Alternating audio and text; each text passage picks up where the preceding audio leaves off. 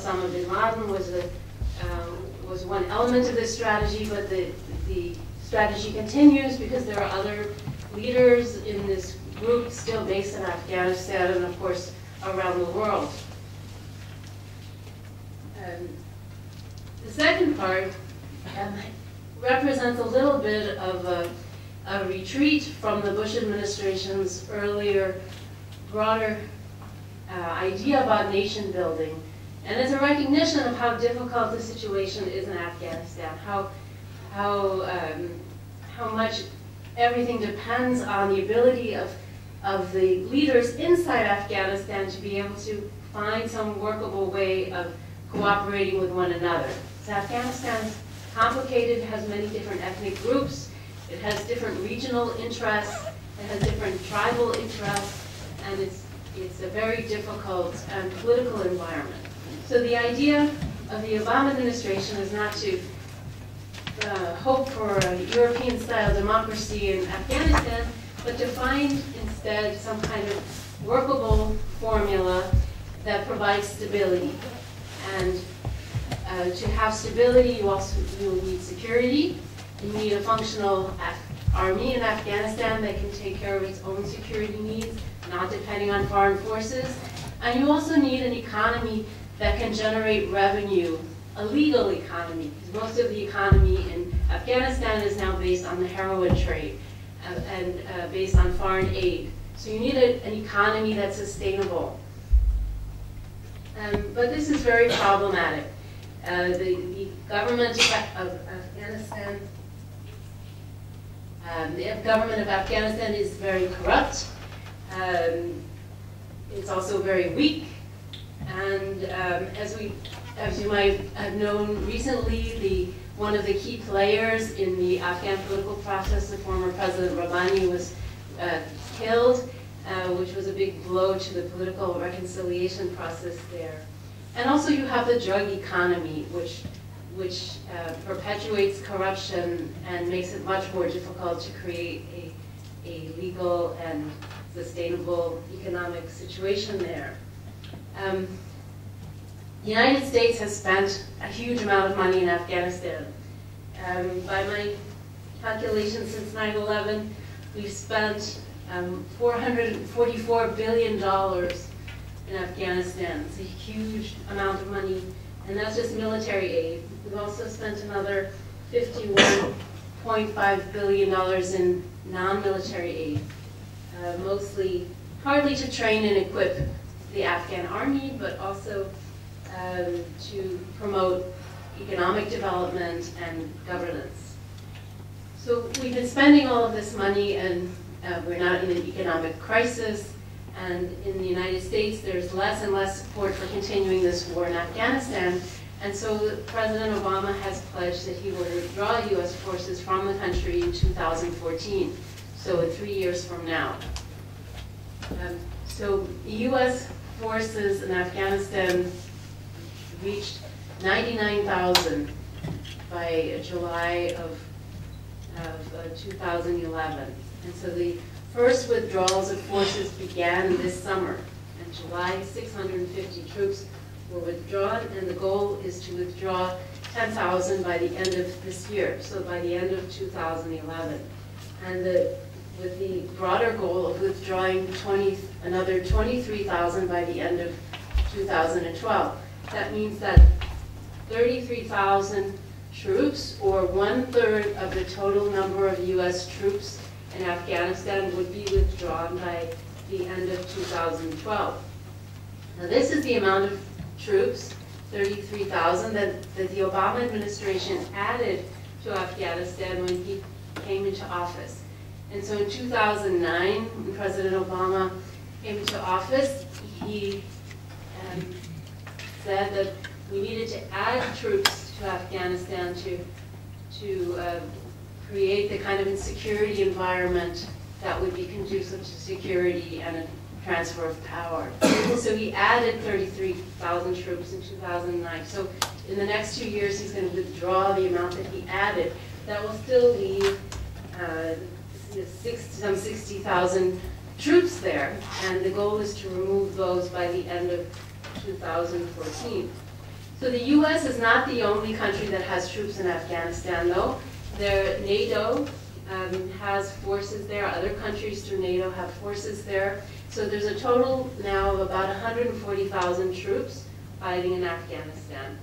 Plus, you also have private contractors who help the troops with transport and logistics and other non-military functions. So you have about, I would say, about 200,000 people there involved in this war effort. And so the new U.S. ambassador to Afghanistan, who was appointed this year, Ryan Crocker, said when he came into his new position, yes, we're going to withdraw our troops by 2014, but there will be no rush to the exits. So the U.S. has this goal in mind, but it's going to depend on what is the situation. So if the situation worsens, this might slow down a little bit. If the situation should improve, maybe it could go faster. But if you look at what's happening in Iraq, the United States has committed to withdrawing all of its troops from there by the end of this year. But just today in the New York Times, there was discussion about possibly keeping maybe 20,000 troops nearby, just in case something should happen in Kuwait or in other nearby countries. And so I guess that's the model that's being used to try to withdraw from the area of conflict and maybe reposition in the area if a crisis should break out. So Hillary Clinton, very happily for this talk, gave some testimony to Congress last week in which she explained what is the U.S. strategy in Afghanistan. So she just came back from Afghanistan where she was having some meetings, and Pakistan also. And she was asked to brief our Congress about what is U.S. policy there. And so she outlined a three-track strategy that the U.S. is pursuing in Afghanistan. Fight, talk, build, basically.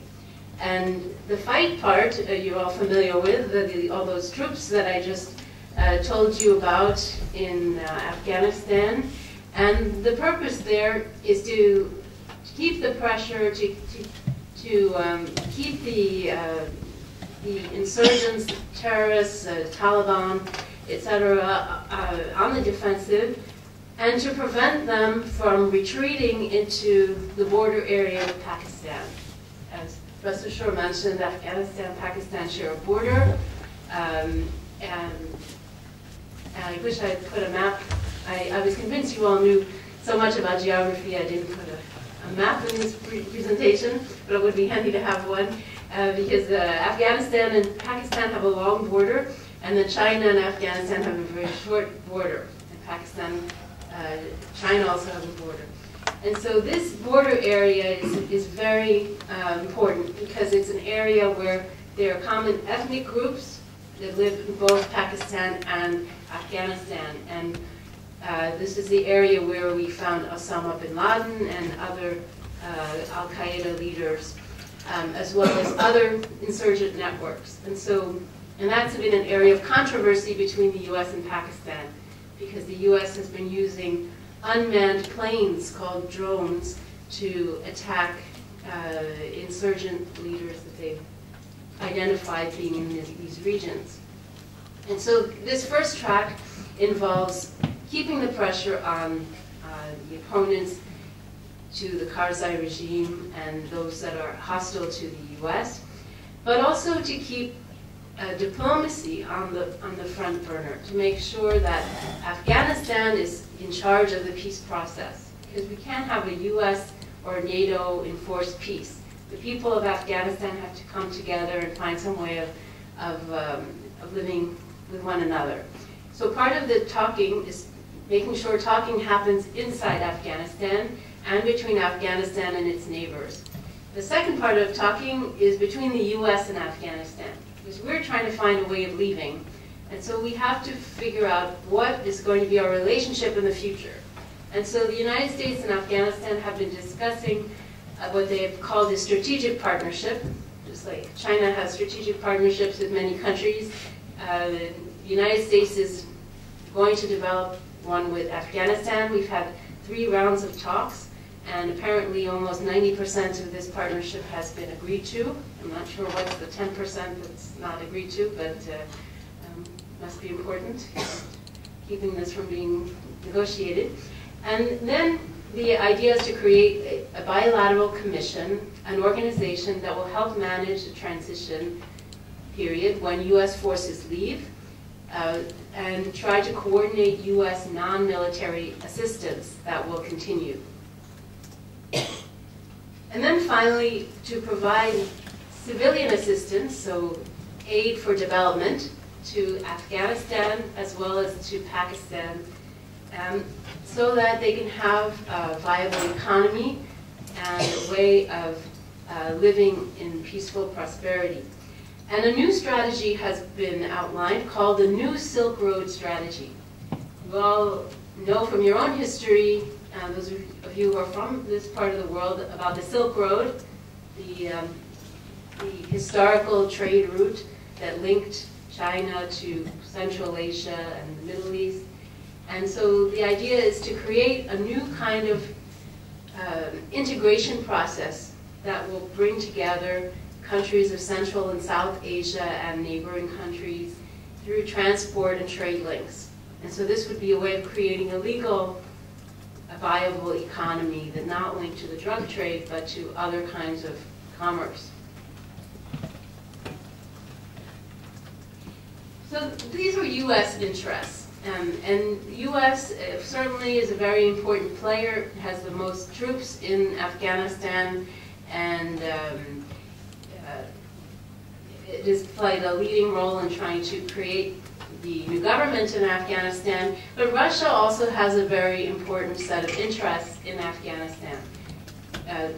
Russia has to deal with its own legacy of intervention in Afghanistan in the 1980s. It does not have any troops in Afghanistan.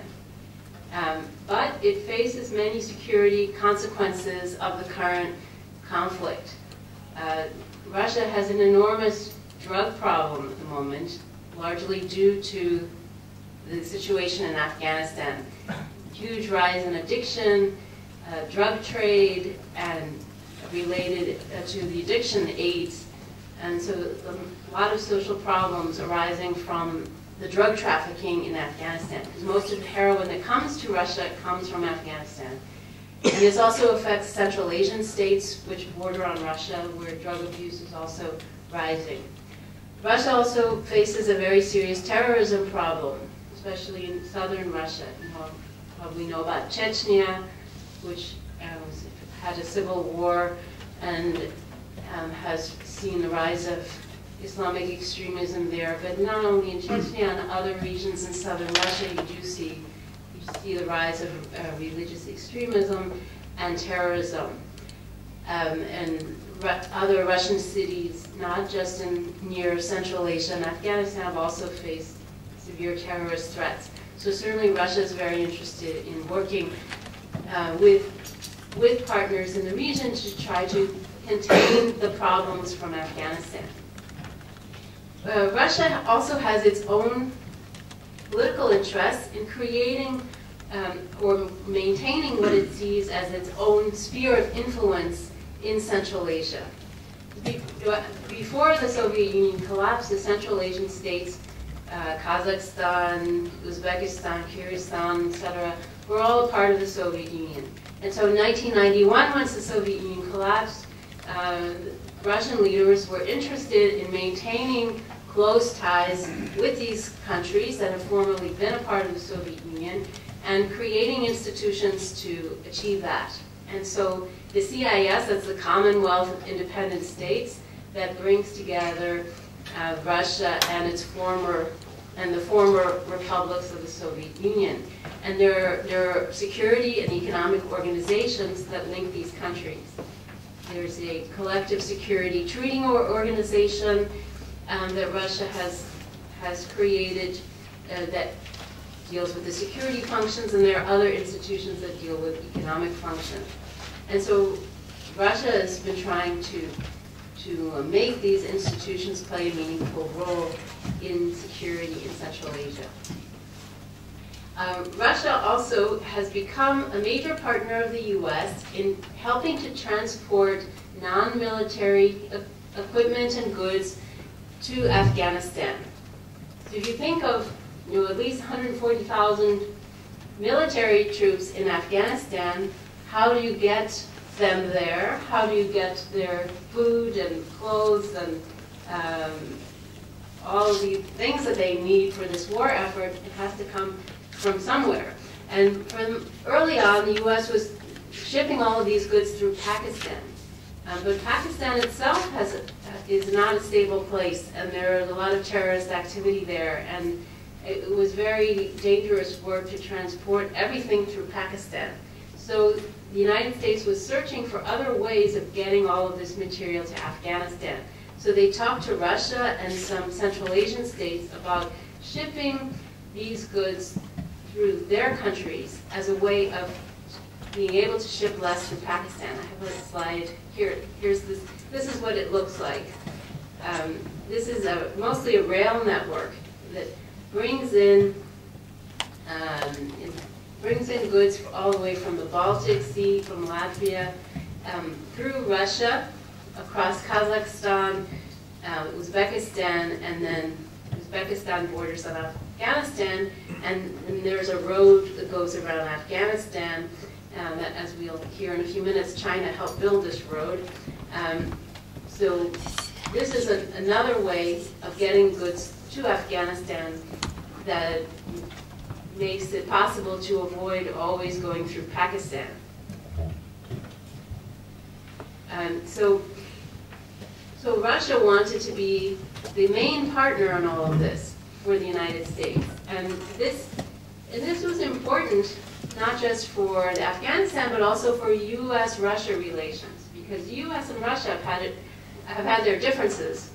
And this was a way of working together in an area where we have common interests. And for Russia, it was also a way of preventing the United States from shipping its goods through countries that it would not like to see goods shipped through, like Georgia, which fought a war with Russia a couple of years ago. So the southern, I showed this map here, this is the northern distribution network. There's another route that does not go, that uses the Georgian port, not identified in this map, that Russia was not very happy about.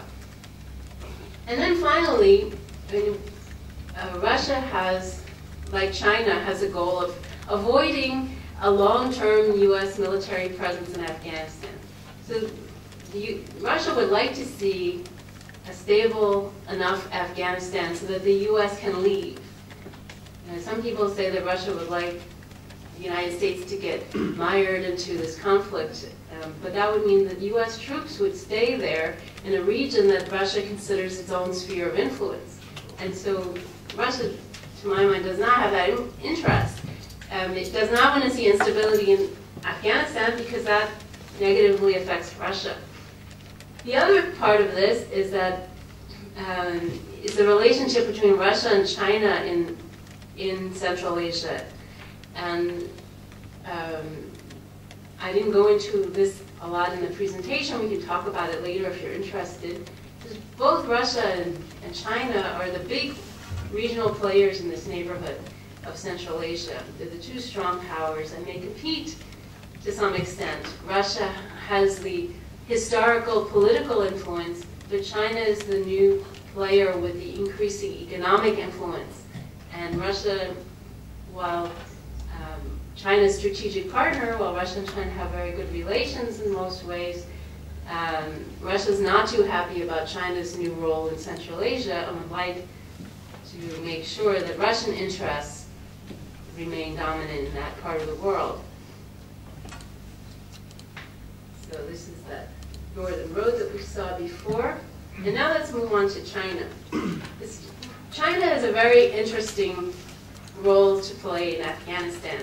And we don't often talk about it, actually. And I think it's a mistake because I think Afghanistan is actually very important for China. And we'll see how it is in many different ways. If we look at China's interest in Afghanistan, a primary one is to fit Afghanistan into the network of economic and resource-oriented projects that China already has in Central Asia. Because China has been developing its energy relations with Central Asian states, with Kazakhstan and Turkmenistan in particular. It's been investing in mineral resources in Kazakhstan and also in Afghanistan and other countries, and building roads in this part of the world. And Afghanistan, because it was for so long involved in warfare, was a bit of a black hole in this map. It was a kind of a missing link in China's strategy to integrate Central Asia. And for China, integrating Central Asia is very important for its own Western policy. So there are some domestic interests here at stake, because Xinjiang province borders on Afghanistan. And China has been trying to develop Xinjiang as a part of its Western strategy. So for the past decade, China has been trying to find ways of boosting the economic level in Xinjiang. And one way it's sought to do this is through developing the energy industry there. Because the energy industry in China used to be in the Dongbei region in Daqing, but these fields are old. The level of oil is decreasing, and now it's important to find new areas for resource development. And Xinjiang province has been viewed as one place where that could become a new center for China's oil and gas industry. And so this has been a focus of development inside China, and the idea has been to connect Xinjiang to other resource projects. So the oil pipeline from Kazakhstan goes to Xinjiang, for example. And so that's the natural transit point for all of these energy and resource projects. Xinjiang also depends on Central Asia for a large part of its trade. About 60% of Xinjiang's trade is with Central Asia. So for China, Central Asia as a whole is maybe 1%. Central Asia is not so important to China as a whole, but to Xinjiang province it's very important. And so the Chinese government believes that one way to contain instability in these areas is to create links between them to promote economic development. And so I'll show you a couple of these links in a few minutes. The other part of this approach is China's energy security. Because China is a booming economy, and it needs to import more and more of its energy. And so one way to improve energy security, according to some experts, has been to seek overland routes instead of focusing all of the energy importing on shipping through areas which could be cordoned off in times of warfare. So energy security and domestic interests are two important reasons why China has been focusing on trying to achieve stability and development in Afghanistan. And if you look at the companies that are involved, you see that there is a lot of overlap in the projects that they invest in. So you see Xinjiang companies investing in Afghanistan, in their neighboring countries, neighboring areas. And you also see the big companies that invest in Afghanistan also investing in Pakistan. So one of China's biggest investments in Afghanistan, in fact the biggest investment at all in Afghanistan, is a big resource project. And the company that's involved on the Chinese side is the China Metallurgical Group. And one of the companies that has a majority share. And this company also is involved in resource projects in Pakistan. So you see a kind of regional economic strategy developing in terms of the companies that are investing in this region. So moving on to security interests, like the US and Russia, China shares an interest in fighting terrorism, in preventing extremist religious movements from taking root, and in stopping drug trafficking. Drugs from Afghanistan also come to China through Xinjiang. And you have the same kind of increase in drug addiction, AIDS, and other associated problems affecting Xinjiang. And then, like Russia, China also would like to see an end to the US military presence, which is on its border.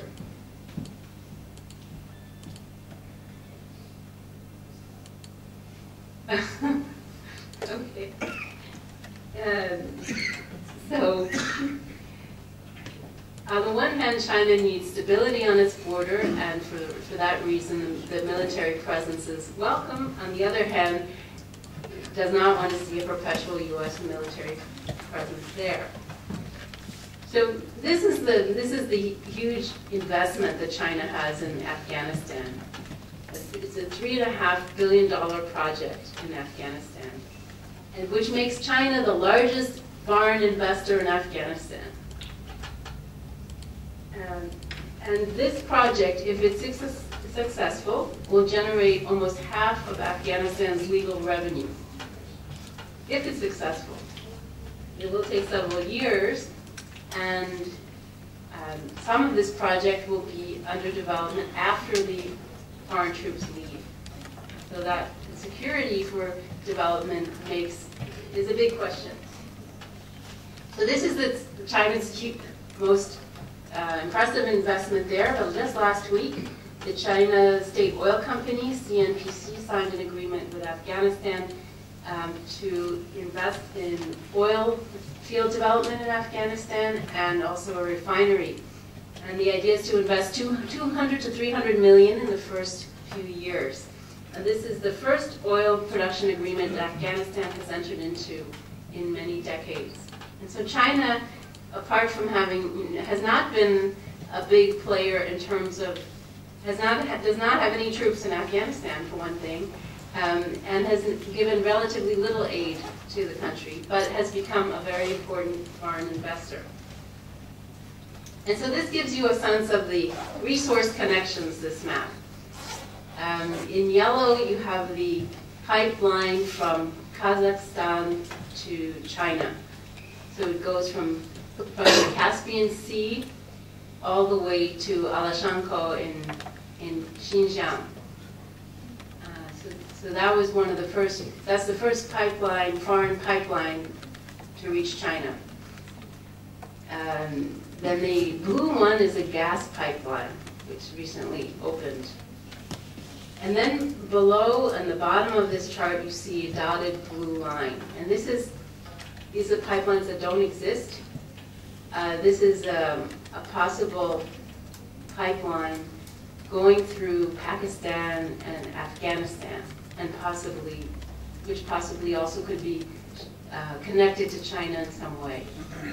And you see that this pipeline starts in the port of Gwadar in Pakistan on the Gulf of Oman, if you look at this map. Gwadar is a port that Pakistan has asked China to help build. So China invested about $200 million in trying to build this port. And the idea would be to ship oil from the Persian Gulf through Gwadar up through Pakistan and then to Xinjiang. So what's wrong with this idea? One thing, it's a very unstable part of Pakistan. It would be very difficult to build a road through that terrain because it's mountainous. And so this could take 10 years, if not more, to build such transportation connections. Some have talked about a pipeline, building a pipeline from to China, which would be huge technological undertaking, going from sea level to the Tian Shan Mountains, which would be a very big engineering challenge, to say the least. But anyway, this gives you an idea of some of the connections that are already in place or under consideration. And there are many more. It doesn't show rail lines or roads. There are all kinds of connections that link China to Central Asia and increasingly to Afghanistan. But China has many dilemmas in terms of its policy in Afghanistan. And it's not clear to me how China is going to resolve these problems. Maybe you have some good ideas for me. You think you're asking the questions, I'm actually asking you questions during this talk. So here are some questions that interest me in terms, when I look at China's policy in Afghanistan, I find these trade-offs. So as I just told you, China is the largest foreign investor in Afghanistan. $3.5 billion in one project alone, and it seems like this is only increasing. But China needs security in Afghanistan to be able to pursue these investments. So what will happen to these investments once the foreign forces leave? How will China continue with these investments? Who will provide security for these investments? Because China has no troops there, and to my knowledge has no intention of bringing any troops there. Second question, how will countries in the region try to maintain security once the US and NATO leave? There is a regional security organization which China is a member of called the Shanghai Cooperation Organization. And this includes Russia and 4 of the 5 countries of Central Asia, Kazakhstan, Kyrgyzstan, Tajikistan, and Uzbekistan. But this organization has not proven very effective in the area of security. For example, when there was a big crisis in Kyrgyzstan, one of the organization's members last year, this organization the SCO was unable to do anything to deal with the crisis in that country. And some scholars here have raised the idea that the SCO would create a security cordon around Afghanistan once the foreign forces leave, to prevent instability from coming out into China. But I don't understand how that would work. For one thing, the SCO has no military forces. So how are they going to protect the borders of these countries without any military forces? Secondly, there are very weak and porous borders between these countries. So the countries themselves often have poor control over their own borders. This is true in Tajikistan, it's true in Pakistan. So how is the SCO going to do what the governments that are sovereign over that territory are unable to do? And then you have the problem of lack of common interest among the members in the SCO. So one reason why they were unable to do anything about the recent crisis in Kyrgyzstan is because different countries had different ideas of what to do. And the organization requires consensus, and they could not achieve that. And so I think that, for example, China has achieved a lot in terms of its bilateral country-to-country relations with Central Asian states, especially in the economic area, as I showed you with the pipelines. But within the SCO, it's unclear to me how you would find a framework for security to deal with the problems of Afghanistan. More complicated is Pakistan. For many years, China has had a strong tie to Pakistan. Pakistan was a crucial country in helping to bring the United States and China together back in the late 1960s. And China and Pakistan have been on the same side of many issues. But now, Pakistan is posing some problems for China. For example, there was recently a terrorist incident in Xinjiang, and the Chinese government mentioned that the perpetrators of this incident had been trained in camps in Pakistan. And so how do you balance a commitment to Pakistan with a desire for stability and countering terrorism when Pakistan itself has proven unable or unwilling to deal with some of these problems itself. Finally, problem of Xinjiang. Developing Xinjiang has involved opening Xinjiang to neighboring countries to encourage development. But development itself has caused new tensions within Xinjiang. And so how do you do this? This is a big problem. All of these are important dilemmas that Chinese leaders have to wrestle with. And I don't have answers to these questions, and more dilemmas that are facing China as China looks at the security environment. So, what does this all mean? This is my last slide. For U.S.-China relations in Afghanistan. We often don't think about this issue, U.S.-China relations in Afghanistan, because China is not a part of the multinational force involved in Afghanistan, and China has stayed really to the side publicly on this issue. But I think that China has been involved more than we really think. For one thing, China was involved in building that road that I showed you. Where is it? Here, that ring road in Afghanistan. The Chinese Railway Corps supplied workers to help build that road. And that's a hugely important project, because without that ring road, it will be impossible for NATO and the U.S. troops to move around the country and for material to get around to different areas. And this is very dangerous work that China was involved in. 11 workers were killed, Chinese workers were killed during this work. And so it was a very important contribution that China made to this war effort, in effect.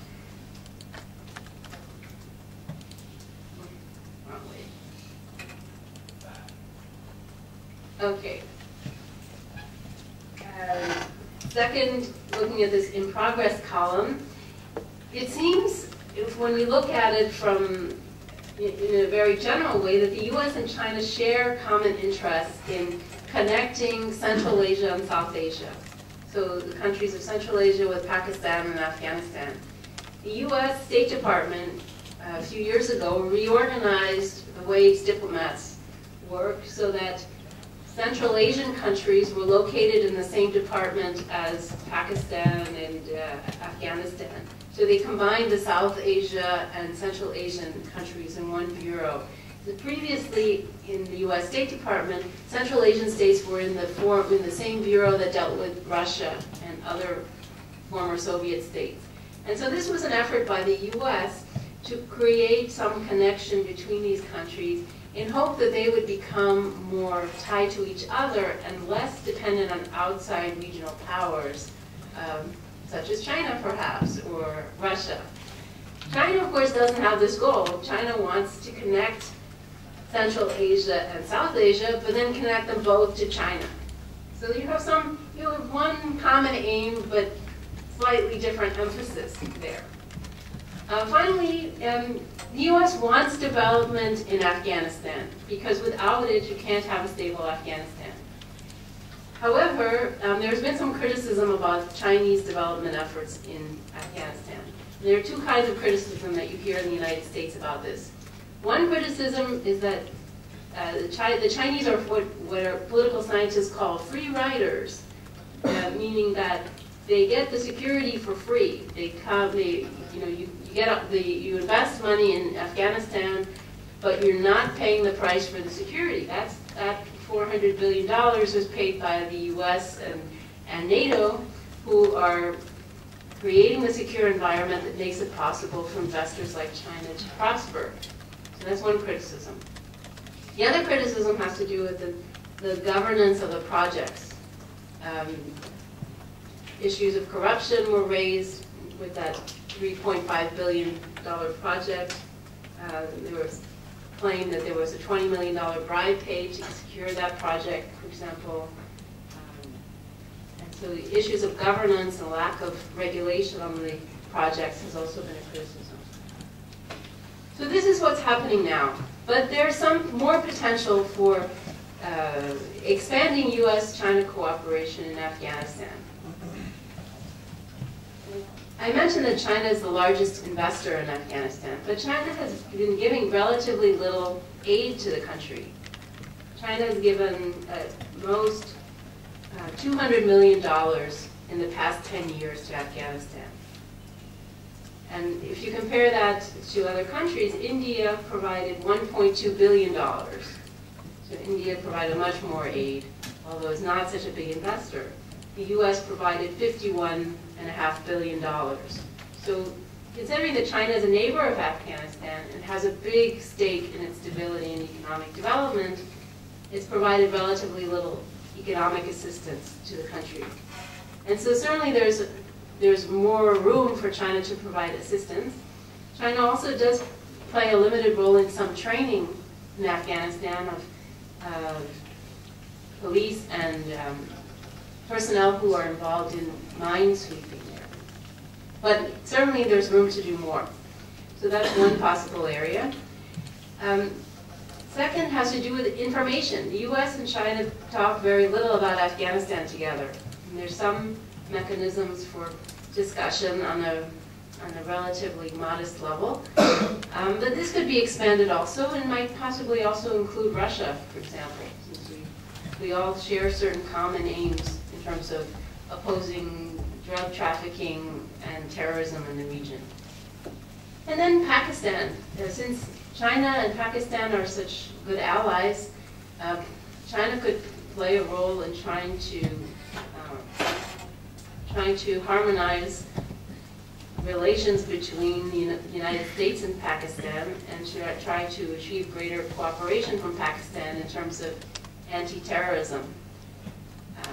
I read even that China was asking to be able to place some military advisors inside Pakistan to prevent terrorists from infiltrating Xinjiang.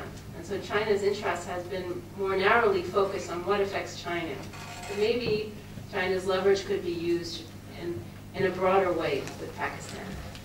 And then finally, one issue that has come up through WikiLeaks, I don't know if you're all readers of WikiLeaks, but in 2009 there was a cable published that seemed to show discussions between Chinese and US officials about possibly opening the Chinese border with Afghanistan to allow US transport of non-military goods through China to Afghanistan. And according to this cable, the Chinese Foreign Ministry was interested in this possibility, but the Chinese Defense Ministry was opposed, and nothing came of this. So why was the U.S. asking China about this? I know for a fact that the U.S. did ask China about this. I'm not certain about what the Chinese said in response, but definitely the U.S. was interested as a part of this effort to be able to ship fewer goods through Pakistan. The border that China has with Afghanistan is very small, 90 kilometers, and it's very mountainous. So it's not the easiest route to ship anything through. It borders on very unstable areas in Afghanistan, and so there are many logistical issues. But when these issues are raised, I always think that China was able to build a railroad through Tibet, and so if it wanted to build a road through to the Wakhan corridor in Afghanistan, it could probably do it if it had that goal. But that goal does not seem to be reached yet. But I think there's potential for, in general, perhaps not the transport of goods, but there is more potential certainly for the U.S. and China to discuss their common interests in Afghanistan. And, because the U.S. will leave, but this is China's neighborhood. China's going to have to live with whatever political and economic situation results in Afghanistan. And so China has a real stake in trying to find solutions. For now, it hasn't been a very involved player because others have taken up that role. But those outside actors will leave. And then it's up to the people who live in the neighborhood to see how they want it to be. Do they want it to be a stable one and a prosperous one? or not. And to achieve this stability, I think that China needs to work more with the U.S. and Russia and the international community in general to become more of a participant in finding solutions to this very difficult problem. So I'm going to stop here. I think I talked too long already, but I'm very eager to hear your questions and comments. Of course, Professor Shi, hear his comments. I think the professor just gave us excellent lecture and very clear and comprehensive, especially quite sophisticated. And I'm strongly impressed, especially by part of the possible dilemma China faced in Afghanistan and the whole of the region. Of course, I would like to, first of all, raise some questions and make some comments. I think actually your discussion of the American interest in Afghanistan, especially during the Obama administration, is very clear. But there is something which is extremely important and still very ambiguous. This is what about American future approach to deal with Taliban. And especially, it's extremely clear that the United States and NATO cannot eliminate and by arms of Taliban. You have to deal with how to deal with. This is an extremely important question. Not only for the safe withdrawal of American troops and NATO troops, but also for the post-war Afghanistan stability. And another is very, a small question about the American interests. And you, of course, rightly described China's intensive interest and efforts, and in relation to minerals, gas, and especially direct investment in Afghanistan. But I have seen some Chinese middle part. American corporations are also potentially extremely interested in potentially huge deposits of minerals in that mountainous country. And of course, and I'm Chinese, and maybe I'm no more clear compared with my knowledge of American interest in Afghanistan, it's China's interest in Afghanistan. I think, of course, and most prominent secret interest is to prevent any radical terrorist forces and to penetrate into China, into Xinjiang from anywhere, Pakistan, Afghanistan. So the Chinese interests, and also including China, long-term as well, have to stabilize domestic situation in Afghanistan.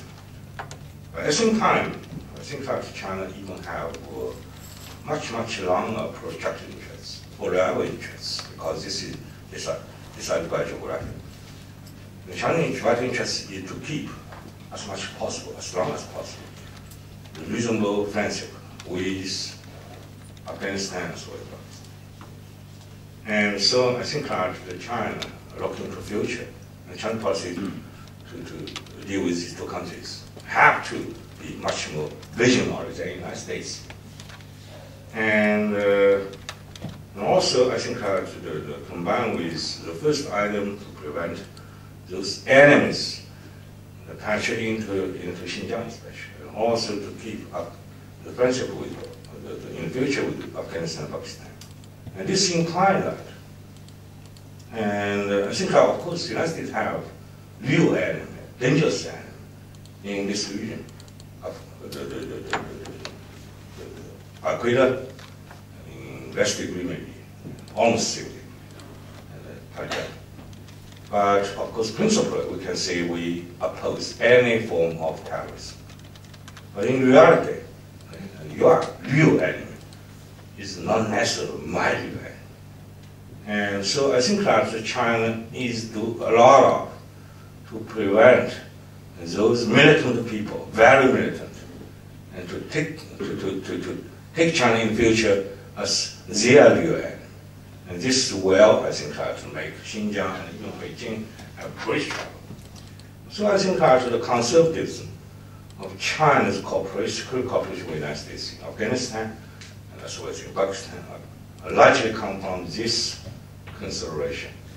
I think that, of course, American public opinion or Washington will not fully agree with this. But if I ask every Chinese citizen, you will think that Chinese government in this respect is right. We have to be very prudent. And also, the American troops withdraw from Afghanistan. I think that generally, that China maybe have no clear idea about and the quick withdrawal is in Chinese interest or not in Chinese. But before the split, almost the split between Pakistan and the United States, the tensions between the two countries. But after the tensions become very dramatic, especially from American commando to shut up in Pakistan, the Bin Laden himself without even information to the Pakistan government. I think that, of course, my government never told me that. I guess, and for our security, and not only, the quick withdrawal and of American troops, not only is important to prevent American maybe get too much in China's eyes or in Russian eyes too long, the influence, but to prevent the conflict between U.S. troops and with Pakistan. This, if happen, will make China extremely very trouble. China have to make its position clear. We are on the side of Pakistan, and in this fight of American enemy to it. Of course, China don't hate this. So I think that American troops have a long-term presence in Afghanistan, and accompanying with tensions between two allies, the United States and Pakistan. This is quite potential danger. And so, finally, of course, I think I'm strongly impressed by your sophisticated and quite, I think that's right, description and analysis of China's present and long-term the dilemma China is facing, especially will be faced in this, especially in the context of China's vigorous, dramatic, and economic pushing off to build up economic presence. And this is notorious for China everywhere in the world.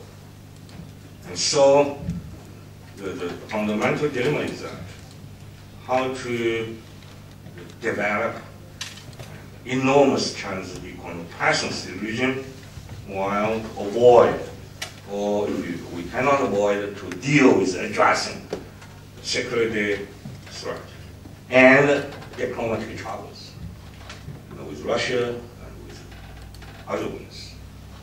This is really, I think, that the very, very the accurate description of at least possible, probable prospects we could face, we might face in the future. And the fundamental dilemma, in my words, is that at one hand, we will continue to be, in possible words, economic animal, and we will push to establish our economic presence, win minerals, gas, oil, and so on. But at the same time, also is a very strong elements and lasting elements. If you look at the China's special government's strategic culture, generally always have something just like a recession with cost, and to do prudently and to make reasonable cost effectiveness calculation.